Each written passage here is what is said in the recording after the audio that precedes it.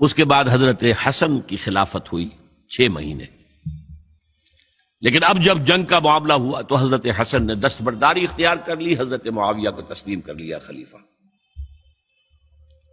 حضرت معاویہ صحابی ہیں، کاتب وحی ہیں، حضور کے برادر نسبتی ہیں، صالح ہیں، ام حبیبہ بہن ہے ان کی جو حضور کی زوجہ محترمہ ہیں، ان کا مقام بہت بلند ہے، لیکن ہم انہیں خلفائے راشدین میں شامل نہیں کرتے، اس لیے کہ ان کا جو خلافت کو اختیار کرنا یا حکومت اختیار کرنا یہ قبائلی عصبیت کی بنیاد پر تھا، باہمی مشورے کی بنیاد پر نہیں تھا۔ لیکن 20 سال تک ان کا دور حکومت ہے اور کوئی خون ریزی نہیں، کوئی غارت گری نہیں، کوئی اختلاف نہیں، کوئی بغاوت نہیں، کوئی جھگڑا نہیں۔ مدبر اس درجے کے تھے۔ اب آئیے آخری سٹیج آئی، حضرت معاویہ کو مشورہ دیا گیا، مغیرہ ابن شعبہ ایک بزرگ صحابی تھے، کہ دیکھیے جناب امیر، مسلمانوں میں اختلاف ہوا، 4.5 سال 5 سال خانہ جنگی رہی، اب اگر پھر معاملہ آپ کے انتقال کے بعد ایسے ہی چھوٹ گیا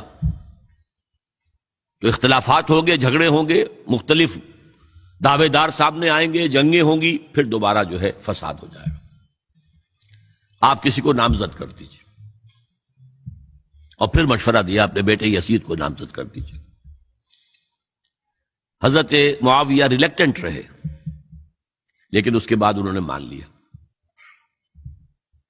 اور فیصلہ کر لیا۔ یہاں میں چاہتا ہوں کہ بات سمجھ لیں اچھی طرح، اس معاملے میں اگر آپ حضرت معاویہ کی نیت پر شک کریں گے تو مجھے آپ کے ایمان پر شک ہو جائے گا۔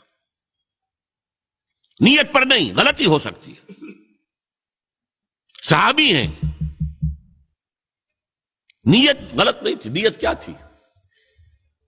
اور میں سمجھتا ہوں 100% درست تھی کہ اب اتنا پانی گزر چکا ہے پل کے نیچے سے وقت کے دریا میں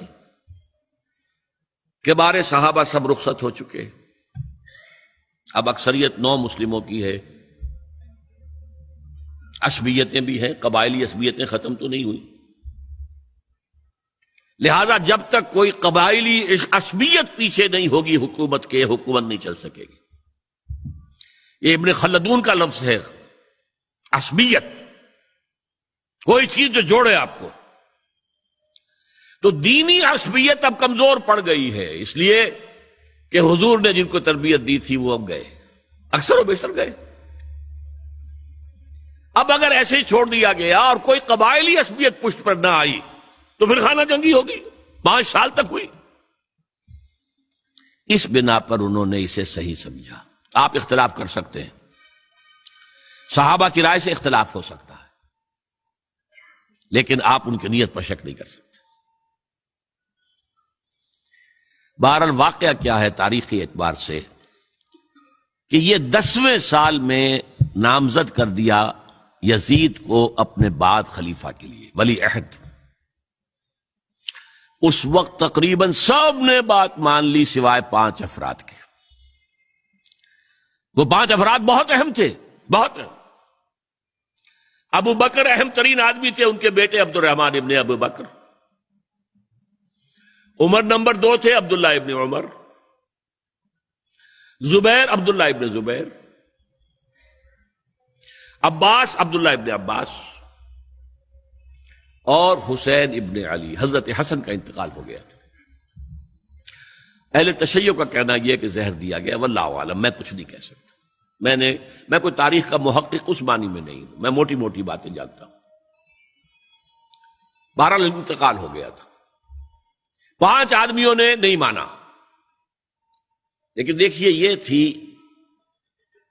تدبر کی بات حضرت امیر معاویہ کی۔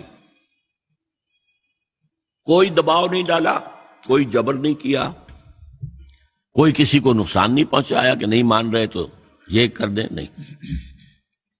دیکھیں گے جب وقت آئے گا۔ جب وقت آیا حضرت معاویہ کے انتقال کے بعد، اب ایک صاحب جا چکے تھے حضرت